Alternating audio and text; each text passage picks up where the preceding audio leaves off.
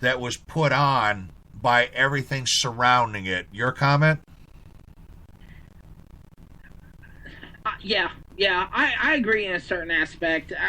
Bottom line, let's face it, and I talked about this on numerous other radio shows as well when the incident happened with Kevin Ward Jr. and Tony Stewart. You're right. The media spun it out of control. They tried to make it that motorsports is the most dangerous thing. You don't need to do it. Da, da, da, da. Another prime example I remember was the 2013 500, or not the 500, the Xfinity Series race. And you had that big wreck with Kyle Larson and him hitting the catch fence and debris and the wall getting tore down, the fence getting messed up, engine parts and engine car parts flying in the stands, hurting fans. Look, nobody wants anybody to get hurt. Nobody wants that to happen. But the media did not care about the safety behind Kyle Larson or the safety behind, keeping the drivers, okay from that wreck. They wanted to look at the disaster of debris flying in the crowd and the crowd getting hurt, and it's dangerous sport, and NASCAR's not safe, and, or motorsports in general is not safe. And that's BS. In my opinion, because you and I both know, Greg, whether it's a Saturday night short track, Friday night short track, whether it's a NASCAR sanctioned and body big show, or another touring regional program like Lucas Oil World of Outlaws, Fast Track, Ultimate Super Late Model Series, Carolina Clash, what have you, or even asphalt like the Cars Tour, the Coma Unwind Modifieds, any of those sanctioned and body past late models. Safety is the number one aspect. You want to make sure that the fans and the drivers are safe.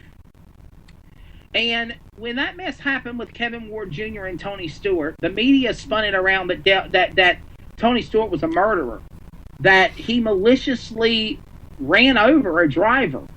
Let me tell you something. When you get inside the cockpit of a sprint car, an open-wheel car, it's totally different than being inside a full-fendered late model car. And even per se, Greg, your peripheral vision is not even good inside of a late model. Because there's so much safety equipment that goes in it today with the Hans device, the head and neck restraint system, the Hutchins seat, being strapped in with the 8-point safety harness inside the race car. They're in those cars. You're not going nowhere. You are not going anywhere. You can't twist your head left and right. You can't try to turn and look and see what's going on to your left. That's what the mirrors are for. Sprint cars don't have that. Nope. And what happened with Tony Stewart was, and mind you, and the video's out there. I know it still is. If you look at that incident that happened with Kevin Ward Jr., and I know we're getting off subject because it was supposed to be about his great career and his retirement, but if you look at that video, G-Man, as I have, frame by frame, in slow motion, and then in full speed, you can see where the car before Tony Stewart's about hit Kevin Ward Jr. And he darted and missed him. Kevin Ward Jr. put himself in a very dangerous situation. Not only for Tony Stewart, but himself in general, and he tragically lost his life. Bottom line, unless that car is on fire, unless you're upside down and you're hurt, you do not get out of a race car. I don't care if it's NASCAR. I don't care if it's local Friday, Saturday night short track racing. You do not get out of that race car and put yourself on that racetrack and put yourself in harm's way. Now, could it have been that Kevin Ward was not in the right state of mind? He was mad. Somebody hit him, spun him out, what have you. Whatever. You don't get out of your race car. You don't do it. And I honestly believe the sad thing is Tony Stewart has been tragically... He's been damaged by this. There's no telling how many nightmares or flashbacks or, sitting during the day trying to do his day-to-day job at the office, and he's thinking to himself of what happened on that night in New York. And I think again, stay in your race car. Stay in your race car unless it's life-threatening and you got to get out. I agree. And, to end that conversation there and get back to the retirement here, Tony Stewart and everything, 100% bottom line is you don't get out of your car. There was a lot of determining factors there for that race, and it takes to, everybody and anybody that's in the sport of racing right here knows safety has always been a key factor.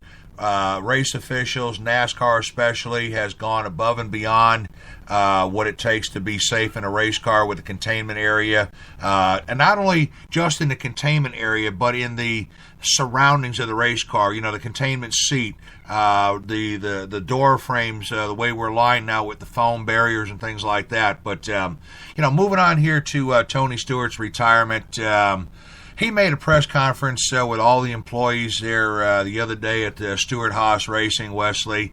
Gathered all the employees into the shop out there and held a press conference. And, one thing about the press conference that I thought was really, really great on Tony Stewart's part and Gene Haas's part as well was Tony had made a statement, a bold statement, a very direct statement telling everybody, folks, you're not going anywhere and neither am I. That means all those 300 employees that are working with the facility are not going anywhere. And he told them straight out, he says, the only way that you're going to leave here is if you walk out the door on your own. And if you do, you've made a foolish mistake.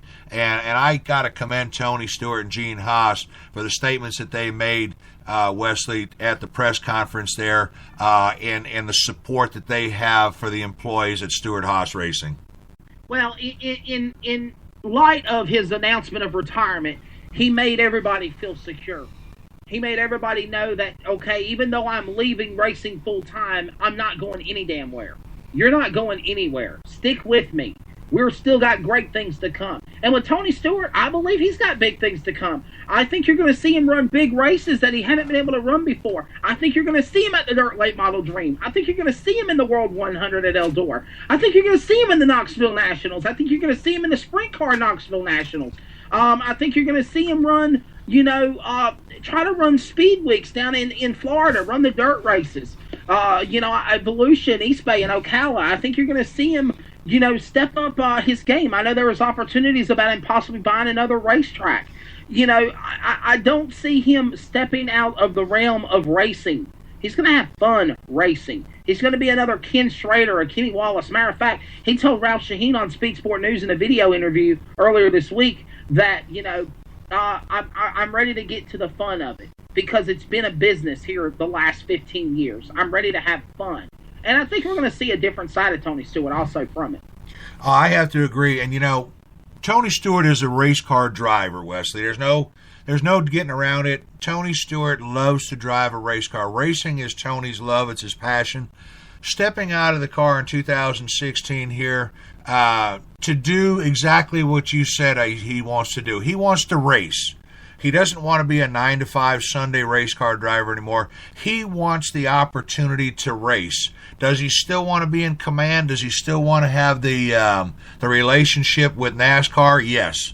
Does he still want to have the relationship with the camaraderie of his employees, his teammates, and things like that? Absolutely. I don't think you'll ever see that partnership with Haas and Stewart part ways. If it does, it's going to be a long time in the future. I think that's a great relationship and a great partnership that they have built over there at Stewart Haas Racing, a very professional operation, the best of the best over there. And for a team owner, Wesley, to come out and make a press release statement right out and tell everybody that he's not going to let them go anywhere, that he wants them there and he's going to keep them there. That shows a lot. That shows a lot for the team. It shows a lot for Tony Stewart. It shows a lot for the employees over there. But most of all, what it does mostly, Wesley, in my opinion, not just shows a lot for Tony, but it shows a lot for his trust in people. It shows a lot of respect. And I think that right there, outweighs anything else. And Tony Stewart, he's a lover of driving.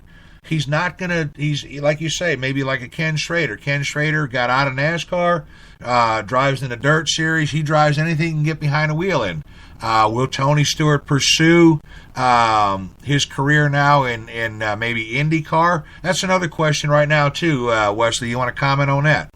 Well, Mike Neff from FrontStretch.com asked him, will we ever see you go back to the Indianapolis Motor Speedway for the Indy 500?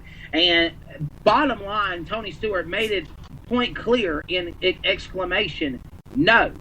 I've done everything I need to do in open wheel racing with the IndyCar Series. I've raced. I've been a champion. I've won the Indianapolis 500 in 1997. No, you'll never see me in an IndyCar. So no, that's not going to happen. There's going to be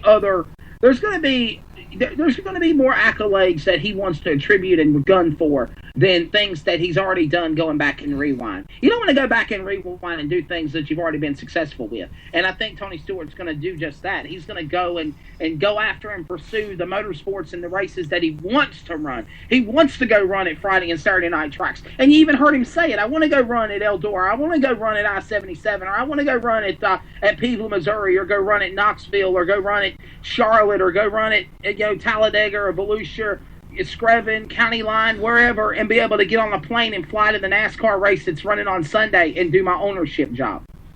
Absolutely, and I got to agree. I think that this decision that Tony Stewart made for retirement in 2016, I really think that it was a long decision, but in a short time. If you follow what I'm saying, I think there was so much pressure that came from the outside of it here. The decision that he made to make the retirement here in 2016, I don't think he was forced into it, Wesley, but I think it was a very wise decision, and I think it was a very smart decision business-wise and for the, for Stewart-Haas Racing. And I think that the fact of being a team owner and being a driver has never really proved to be 100% effective. And I'll stand behind that. And a good example is Michael Waltrip Racing. Michael Waltrip Racing, look at them now. They started off with a terrific deal. Now they're getting ready to close the doors. Anybody that's been out there that has been a team owner and driver, the success rate, Wesley, as that combination, the odds, believe me, are not in the favor of being both. Yeah, you're 100% right, and it's a shame what's happening with Michael Waltrip Racing and Waltrip Motorsports in general.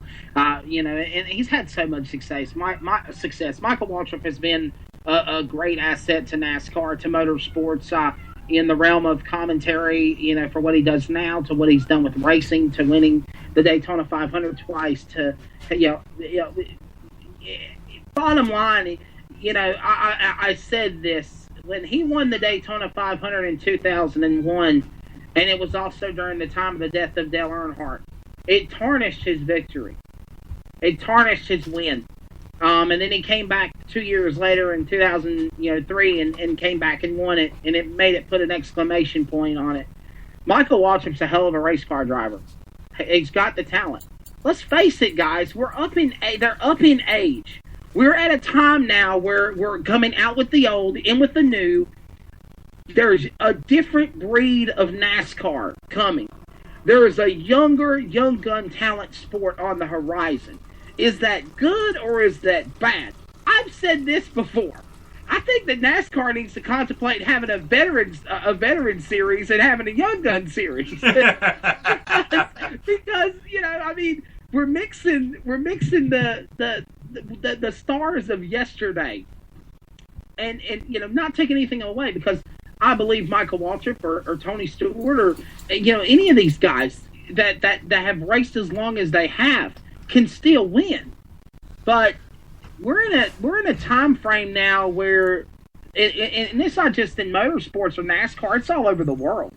Our world's changing. It's evolved. It's more of a younger talent, a more breed of younger stars. You're going to see the Ryan Blaney's and the Regan Smiths and the Corey LaJoys and the drivers like Chase Elliott have their shot at the big time. And then eventually, 10, 15 years down the road, when we're all gray-haired and bald as well, G-Man, which I think you might already be there. Not yet. Give me a couple of weeks, man. Give me a couple of weeks, because after all these penalties and that, I'm about to rip some more out. After that happens, then, we get up in age, then here comes another young breed. So, it's just a time frame of where we're at. And, guys like Tony Stewart, Michael Waltrip, They've had their heyday. They've had their fun in the sun. Step away, let somebody else do it. Just like Jeff Gordon. Look at Jeff Gordon. Oh, my God. Jeff Gordon had a great career in racing. A great career. You know, not just looking at what he done with NASCAR. Look what he done also. He was a quarter midget champion. He raced in the